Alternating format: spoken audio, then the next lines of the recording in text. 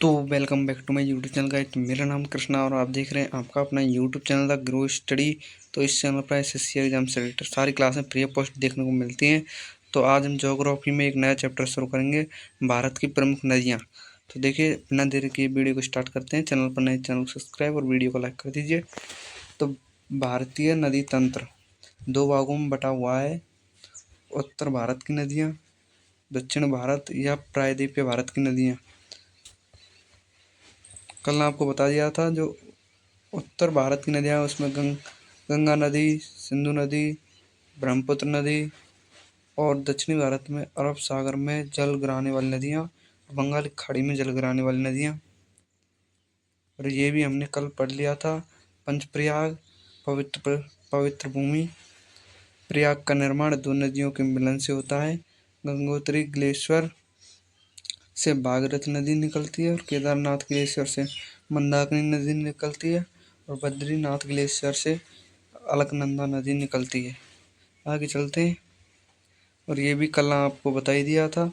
ये गंगोत्री नदी है, ये केदारनाथ गंगोत्री ग्लेशियर है, केदारनाथ ग्लेशियर है, बद्रीनाथ ग्लेशियर है।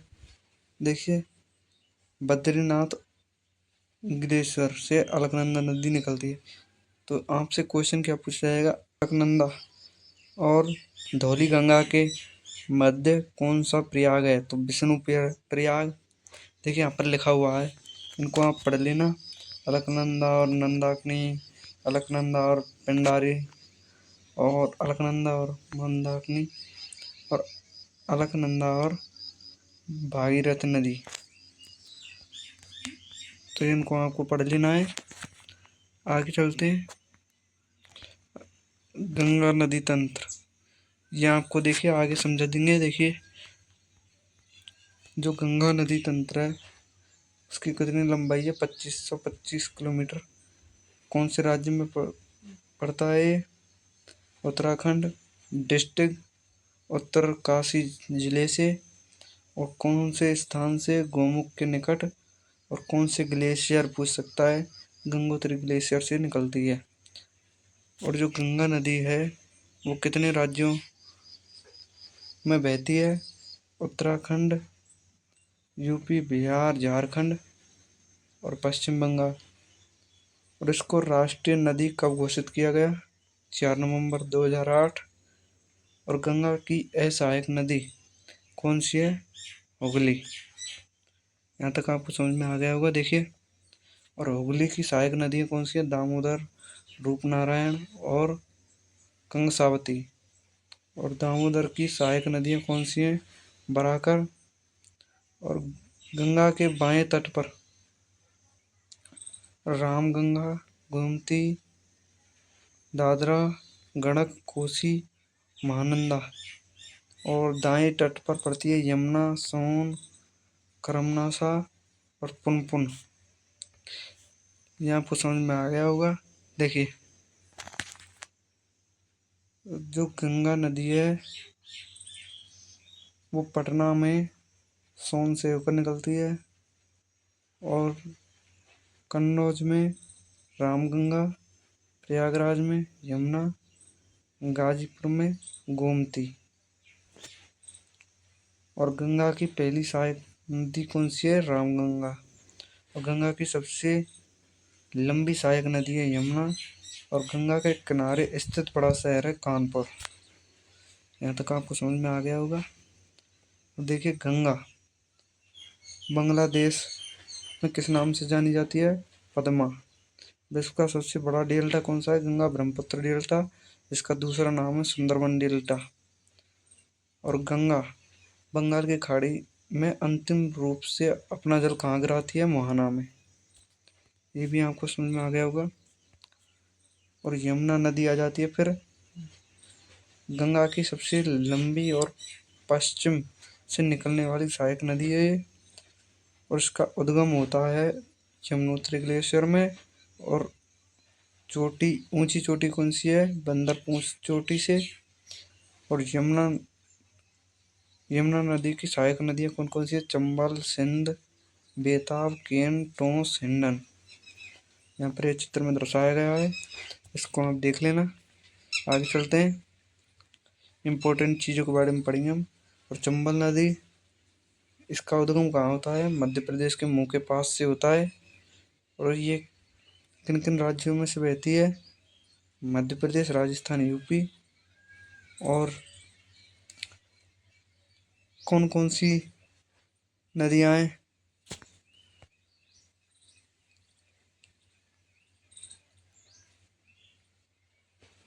और इसकी सहायक नदियाँ हैं कौन कौन सी हैं?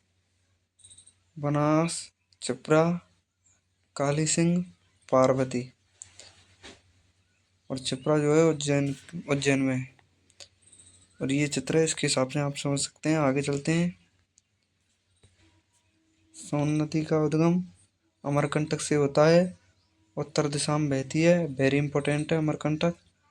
और सहायक नदियाँ हैं रिहंद, जोहिला, गोपद, कहर। इसके बाद आती है दामोदर नदी। इसे बंगाल का दुख कहा जाता है, तो ये बाढ़ लेकर आती है। और इसका उद्गम होता है छोटा नागपुर पठार से। सहायक नदियाँ हैं बराकर, कोनार, बोकारो, जुमनिया। और तितलिया बांध बराकर नदी के पास पड़ता है। आगे चलते हैं, ये कुछ मैप है। अब देखिए, इसके बाद आ जाती है सिंध नदी तंत्र। ये चित्र है इसका, इसमें आप समझ सकते हैं। देखिए, इनके बारे में आगे लिखा हुआ है कि सिंधु की बाएं तट की सहायक नदियां हैं झेलम, चिनाब, रावी, ब्यास, सतलुज, जास्कर, द्रास। और दाएं तट की सहायक नदियां हैं खुर्रम, तोंची, कोमल, बिबुआ, सेंगर, गिलगित। और पंचनंद मतलब कि पंजाब की 5 नदियां झेलम, चिनाब, रावी, ब्यास, सतलुज और सिंध, अरब सागर। देखिए, सिंध नदी का उद्गम कहाँ होता है? पर्वत कैलाश पर्वत पर। और ये भी पूछ सकता है, अगर कैलाश पर्वत नहीं दिया हुआ तो मानसरोवर झील से होता है उद्गम। और बोखरसू के निकट चेमायुंगडुंग ग्लेशियर से निकलती है। और तिब्बत में से इसे सिंगी खमाव कहा जाता है और उत्तर पश्चिम दिशा में बहती है। लद्दाख और जास्कर पर्वत श्रेणियों के बीच से ये बहती है, लद्दाख श्रेणी को काटती है। और सिंधु नदी जल समझौता 1960 में हुआ। इसमें यह बताया गया है कि 20% जो सिंधु नदी है वो इंडिया में और 80% पाकिस्तान में। पूर्वी नदियाँ रावी, ब्यास और सतलुज भारत के हिस्से में हैं, पाकिस्तान के हिस्से में है। पश्चिमी नदियाँ सिंधु, झेलम, चिनाब। आगे चलते हैं। दोआब यानी कि 2 नदियों के बीच का भाग दोआब कहलाता है। बीस्ट दोआब ब्यास और सतलुज नदियों के बीच का भाग। और बाहरी दोआब ब्यास और रावी के बीच का भाग। और रचना दोआब रावी और चनाब के बीच का भाग। देखिए, इसमें एक ट्रिक लग सकती है। देखिए, बिज बै से ब्यास, से सतलुज, बै से ब्यास, रे से रावी, रे से रावी, चे से चनाब। और चंदोआब यह चनाब और झेलम के बीच का भाग। सिंह सागर दोआब झेलम और सिंधु नदियों के बीच का भाग। ये चित्र है, यहाँ पर होता है हमारा ये टॉपिक खत्म। मिलते हैं किसी नई वीडियो में, तब तक के लिए जय हिंद, जय भारत। चैनल पर नए, चैनल को सब्सक्राइब और वीडियो को लाइक कर दीजिए। Thanks for watching.